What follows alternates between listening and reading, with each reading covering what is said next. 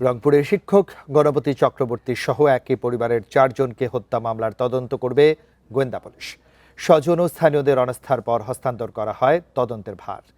অধিকতর স্বচ্ছ তদন্তের পাশাপাশি দ্রুত চার্জশিট দেওয়ার লক্ষ্যে তদন্ত সংস্থা পরিবর্তন করা হয়েছে বলে জানিয়েছে পুলিশ। এর আগে মামলাটির তদন্ত করছিল কোতোয়ালি থানা পুলিশ। এটি আরো জানাতে রংপুর থেকে যুক্ত হচ্ছেন আমাদের সহকর্মী নজরুল ইসলাম।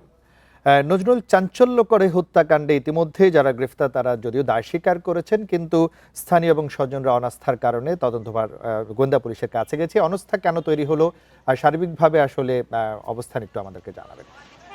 দেখুন, আসলে বিভিন্ন প্রশ্নের মুখে পড়েছে পুলিশ যে তদন্ত করেছে এবং তদন্ত করে যে দুইজনকে গ্রেপ্তার করেছে সেটি নিয়ে আসলে বিভিন্ন মহল থেকে কিন্তু বিভিন্ন প্রশ্ন উঠেছে যে দুইজনে কি আসলে এই 4 জনকে হত্যা করতে পারে। এটি নিয়ে আসলে তারপরে পুলিশ নড়েচড়ে বসেছে।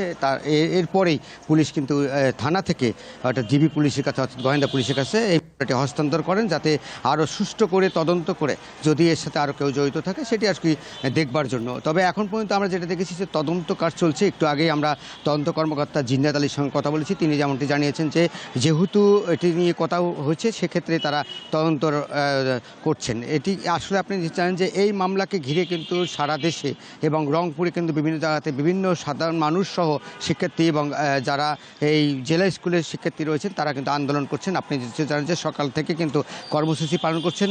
একটা স্মরণ সভা থেকে আরম্ভ করি সংবাদ সম্মেলন, মানববন্ধন, বিক্ষোভ সব কিছুকে মিলেই কিন্তু এই মামলাকে ঘিরেই কিন্তু করা হচ্ছে এবং মামলাতে যারা আসামি রয়েছে এবং যারা তদন্তকারী কর্মকর্তা রয়েছেন সব মিলে কিন্তু তারা এই কর্মসূচি পালন করছেন এবং যারা বলছেন যে এই মামলার সাথে যারা জড়িত রয়েছেন এবং যারা এই ঘটনার সাথে জড়িত রয়েছেন এবং এই হত্যা করেছেন তাদের বিচারের দাবি করছেন এবং প্রধানমন্ত্রীর কাছেও তারা কিন্তু আবেদন করেছেন। একটু আগে কিন্তু আমরা শিক্ষার্থীর সঙ্গে কথা বলেছি।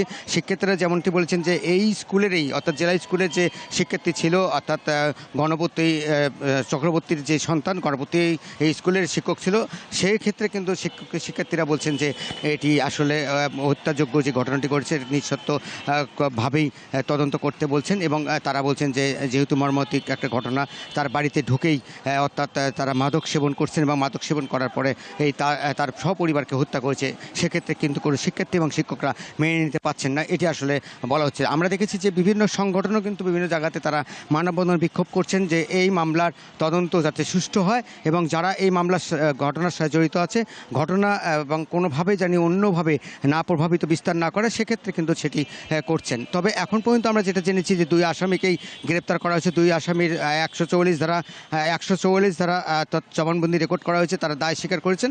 এটি আসলে শেষ পর্যন্ত কী হয় সেটি কিন্তু দেখবার বিষয়।